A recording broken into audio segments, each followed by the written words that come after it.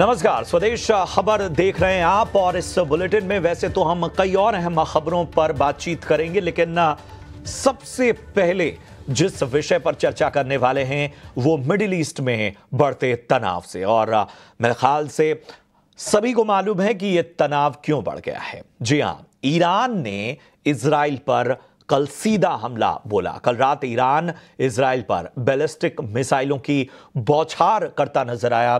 तेल अवीव में रात भर लगभग 200 मिसाइलें दागी गई।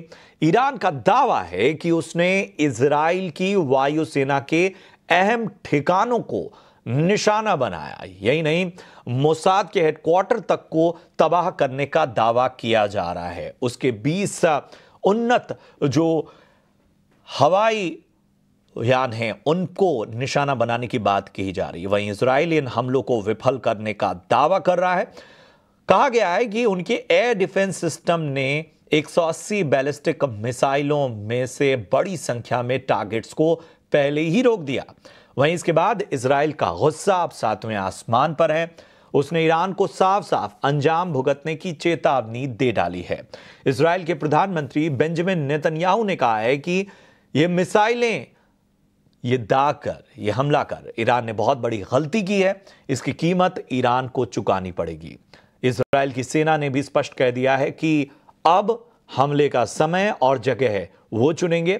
बता दें कि अमेरिका ने ईरानी स्ट्राइक से कुछ घंटे पहले ही दावा किया था कि ईरान इजराइल पर बैलिस्टिक मिसाइल से हमले की तैयारी कर रहा है। अमेरिका ने इजराइल को सपोर्ट किया है और कहा है कि वो किसी भी जवाबी हमले में उसके साथ खड़ा हुआ है। तो स्थितियां तनावपूर्ण, और इन सब के बीच आज हम खास चर्चा भी जरा इस पूरे पहलू को समझने की कोशिश करेंगे, इस तनाव को समझने की कोशिश करेंगे। हमारे साथ दो पूर्व राजनयिक जुड़ रहे हैं, अनिल त्रिगुणायत साहब और अशोक सज्जनहार साहब हमारे साथ इस चर्चा में शामिल हो रहे हैं। आप दोनों का बहुत बहुत स्वागत है। अनिल सर, मैं आपके पास सबसे पहले आऊंगा। ये जो पूरी स्थितियां अब फिलहाल दिखाई दे रही हैं, उसमें एक बात तो स्पष्ट है कि ये टकराव जो है वो अब अलग स्तर पर जाने वाला है। जरा हम समझना चाहेंगे मिडिल ईस्ट में जो स्थितियां फिलहाल हैं, इस संघर्ष के अब क्या मायने निकाले जाएं और कितनी बड़ी चिंता का सबब फिलहाल। प्रशांत, जैसा आप जानते हैं कि हमास, हिजबुल्लाह और हुती वो ईरान की 3 मेजर प्रॉक्सीज हैं, और चौथी प्रॉक्सी जो है इराक में है, जो कताइब हिजबुल्लाह करके कहा जाता है जिसको। और ये तीनों प्रॉक्सीज जो हैं 7 अक्टूबर में जब हमास ने अटैक किया इजराइल के बाद, तो उसके बाद से लोग ही ये अटैक करती रही हैं इजराइल के ऊपर दोनों तरफ से। जब इजराइल ने हमास को काफी हद तक नेस्तनाबूद कर दिया, 70-80% तक, पूरी तरह तो विक्ट्री उनकी अभी तक नहीं हुई है, ना हो पाएगी, लेकिन उसके बाद उन्होंने हिजबुल्लाह में के ऊपर अटैक किए। और वो जो एक मास्टर स्ट्रोक है जिसमें उन्होंने वहां की पूरी पॉलिटिकल लीडरशिप और वहां की मिलिट्री लीडरशिप को खत्म कर दिया, टॉप रैंकिंग। उसके बाद में उनका बेसिक आइडिया यह है किसी तरह से ईरान रिएक्ट करे। अब जब इस्माइल हानिये जो थे हमास के लीडर, जिसके तेहरान में अटैक किया गया, वो एक सॉवरेनिटी का वायलेशन था, लेकिन इसराइल ने उसको एक्सेप्ट नहीं किया, एक्नॉलेज नहीं किया कि उन्होंने ये बात की है। इस सब के बावजूद ये एक्सपेक्टेड था कि ईरान जरूर अटैक करेगा, कुछ ना कुछ बदला दिखाएगा इसका। लेकिन ईरान को, जिसको कहते हैं कि स्ट्रेटेजिक पेशेंस, और ये अमेरिका और सारे कंट्रीज के साथ बातचीत करके, क्योंकि वहां नई गवर्नमेंट आई है जो रिफॉर्म चाहती है, जो थोड़ा वेस्टर्न कंट्रीज के साथ मिलजुल कर चलना चाहती है, वो अब तक स्ट्रेटेजिक पेशेंस में रहे। उनको ये कहा गया कि सीज फायर होने वाली है बहुत जल्दी, लेकिन इस बीच में जब हिजबुल्लाह के ऊपर जिस तरह का अटैक हुआ और वहां के लीडर्स को मारा गया, तो उसके बाद आप देखिए ईरान के अंदर बहुत रोष हो गया लोगों में, वहां की गवर्नमेंट के खिलाफ वहां लोगों को प्रोटेस्ट करना पड़ा कि आप कोई डिसीजन क्यों नहीं ले रहे। तो ये मैं समझता हूँ कि ईरान का जो किया, जैसा इन्होंने अप्रैल में पहली बार हुआ था जब उनकी एम्बेसी के ऊपर अटैक हुआ था, उसी तरह से वो ये एक तरह से सिग्नलिंग है, और ये कहते हुए कि हमने हिजबुल्लाह और हमास के लीडर का उसके लिए बदला लिया है। और दूसरी चीज ये है कि काफी मिसाइल्स जो खत्म कर दी गई इंटरसेप्टर के द्वारा, लेकिन कुछ फिर भी अटैक करी है। तो इसराइल का जो आयरन डोम सिस्टम कहिए, जो भी उनके डिफेंस सिस्टम्स हैं, वो भी काफी स्ट्रेस में है। और 4-4 फ्रंट का वॉर करना और उसको हैंडल करना मुश्किल होता है। लेकिन कल जब आपने देखा कि इजराइल के प्राइम मिनिस्टर ने एक आह्वान किया पूरी जनता को वहां की कि किस तरह रिजीम चेंज के लिए वो लोग खड़े हो जाएं, तो आप देखिए कि ईरान में क्या हो रहा था। ईरान में लोग जो है, देखिए डिवाइडेड कंट्री है, नो डाउट, वहां पर भी लोग हैं, तो उनका सबका ये था कि इसको बदला लेना है। और दोनों कंट्री जो हैं वो एक म्यूचुअली एश्योर्ड डिस्ट्रक्शन सिंड्रोम से सफर करते हैं। और इसराइल के प्रधानमंत्री जो है वो पूरा फायदा इस बात का उठा रहे हैं कि अमेरिका में इस वक्त बड़ी वीकनेस है, एक लेम डक प्रेसिडेंट है, कोई कुछ नहीं कर पा रहा, और चाहे वो कुछ भी करें, अमेरिका हमेशा इनके साथ खड़ा रहेगा।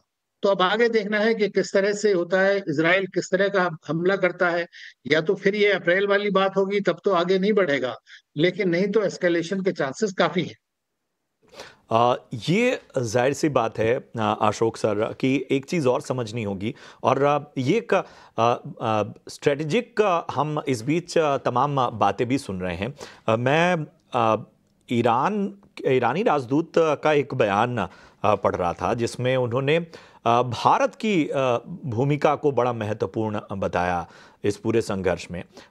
उनका साफ तौर पर कहना था कि भारत मिडिल ईस्ट में बहुत महत्वपूर्ण भूमिका इसलिए निभा सकता है क्योंकि इजराइल से उसके संबंध अच्छे हैं, वो एक बड़ा प्लेयर यहाँ बन सकता है।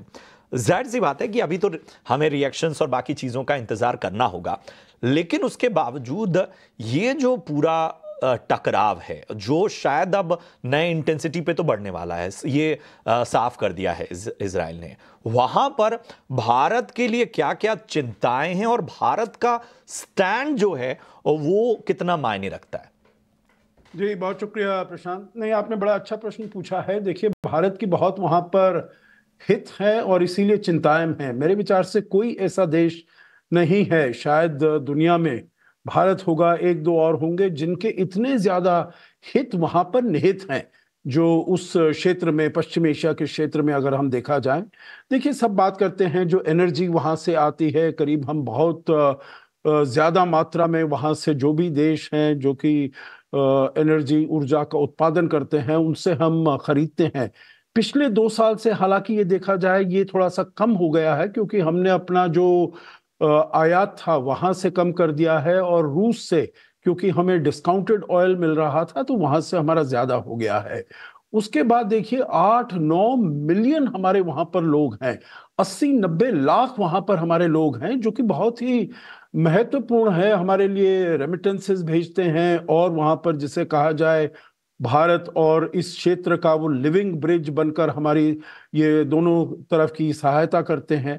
और अगर वहां पर कुछ ऐसी उथल पुथल होता है, इंस्टेबिलिटी होती है, अशांति होती है, उनमें से कुछ लोगों को भारत में आना पड़ता है तो उनके लिए दिक्कत होगी। भारत में आएंगे तो यहाँ पर दिक्कत होगी, इनको कैसे यहाँ पर एकोमोडेट किया जाए, कहाँ एकोमोडेट किया जाए, तो वो मुश्किल की बात है। ये हमारे लिए बहुत ही महत्वपूर्ण एक क्षेत्र है व्यापार का, आयात निर्यात का और निवेश का, हमारे लिए बहुत ही महत्वपूर्ण क्षेत्र है।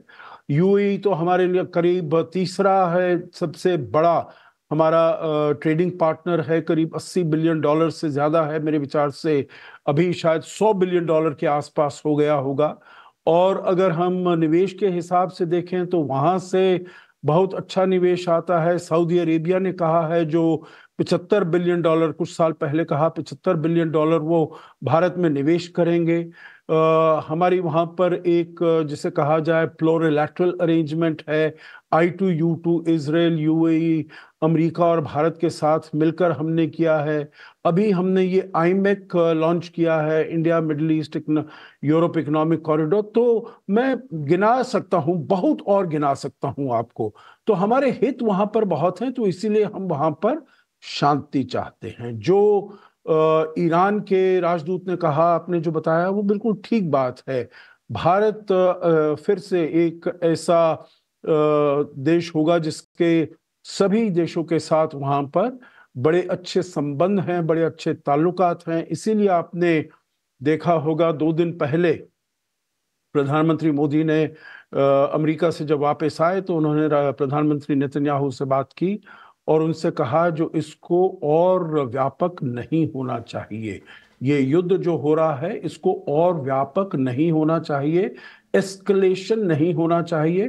भारत के लिए ये बहुत मुश्किल है, मुश्किल पेश करेगा। परंतु अगर देखिए वहां पर युद्ध होता है, एनर्जी प्राइसेस ऊपर होते हैं। अभी हम देख रहे हैं कल रात को $70 थे, अभी आप ही की चैनल दिखा रही है जो करीब $75 के आसपास पहुंच गया है, ओवरनाइट जंप किया है। तो अगर एनर्जी प्राइसेस ज्यादा होते हैं, भारत की अर्थव्यवस्था पर बहुत बुरा प्रभाव पड़ेगा।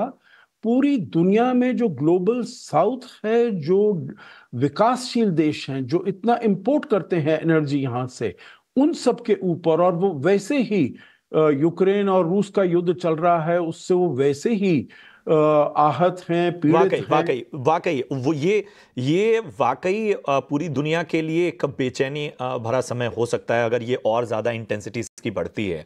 अनिल सर, मैं आपके पास आना चाहूंगा। क्या इन स्थितियों में जहां पर शायद अब प्रतिक्रिया और ज्यादा इंटेंस नजर आने वाली है, जो फिलहाल की स्थितियां नजर आ रही हैं, उसमें आपको लगता है आसान होगा किसी तरह का मीडिएशन, या मीडिएशन की कोई गुंजाइश भी बनेगी?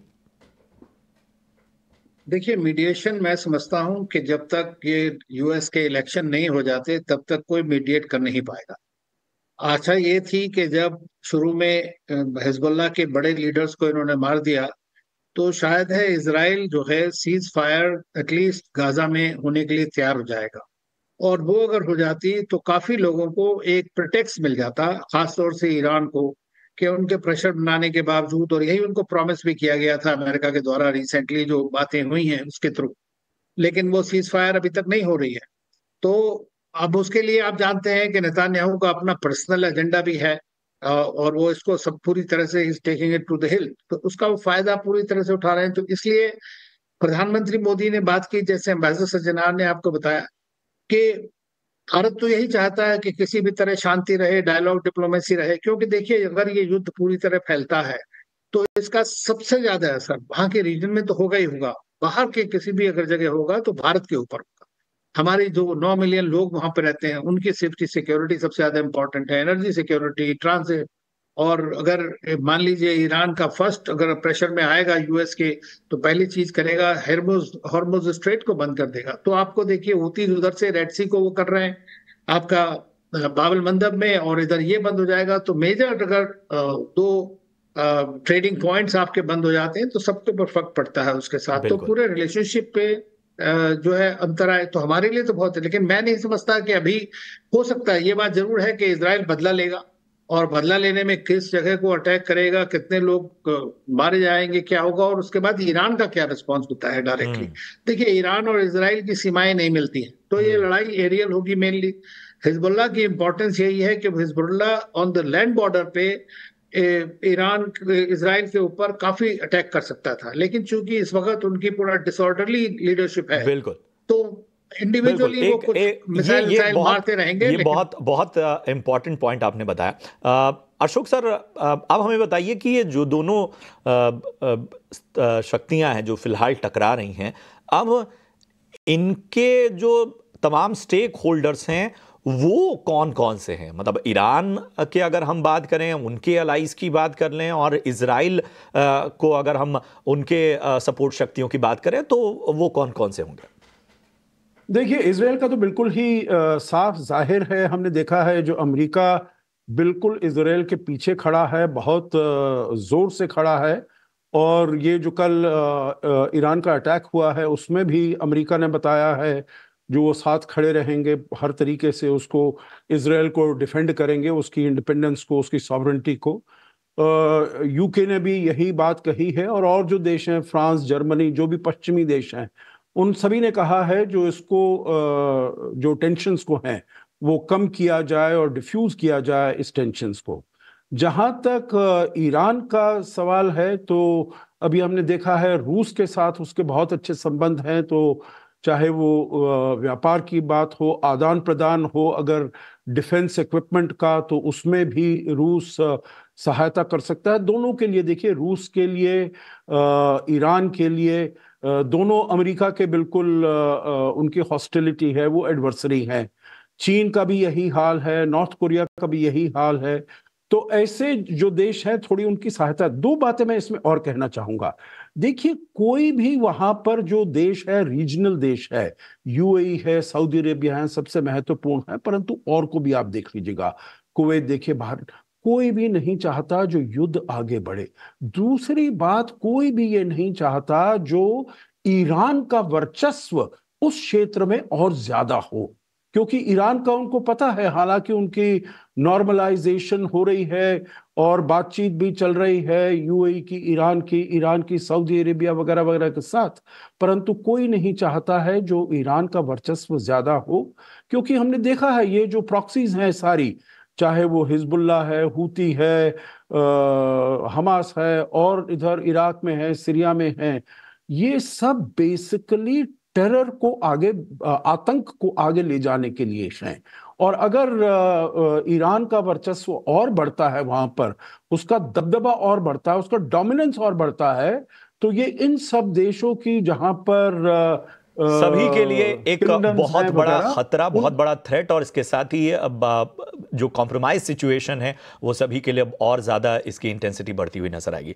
बड़ी अच्छी चर्चा रही और तमाम बातों को बहुत जो हम चाह रहे थे कि एक इंफॉर्मेशन, कम से कम इन सारी परिस्थितियों के हर पहलू को एक इंफॉर्मेशन के तरीके से आपके सामने रखें, वो हमारी कोशिश रंग लाई है। शुक्रिया करेंगे अशोक सर, शुक्रिया करेंगे अनिल सर, आप दोनों का, आपने आज समय निकाला और इस स्वस्थ चर्चा में हिस्सा लिया। आगे भी इस तरह की चर्चाओं में हम आपको आमंत्रित करते रहेंगे। तो चलिए, तमाम बातों का जो निचोड़ यही है कि स्थितियां फिलहाल ठीक नहीं है, ये और ज़्यादा इंटेंसिटी बढ़ती है तो उसका प्रभाव पूरी दुनिया पर पड़ेगा। भारत के हित किस तरह से जुड़े हुए हैं और किस तरह से चिंताएं जुड़ी हैं, उन सभी को हमने आपके सामने रखा और जो अब तक की ताज़ा अपडेट है वो भी आपके सामने रखा। फिलहाल एक ब्रेक के लिए रुकेंगे, ब्रेक के उस पार कुछ और अहम खबरें हैं, आप रहिए हमारे साथ।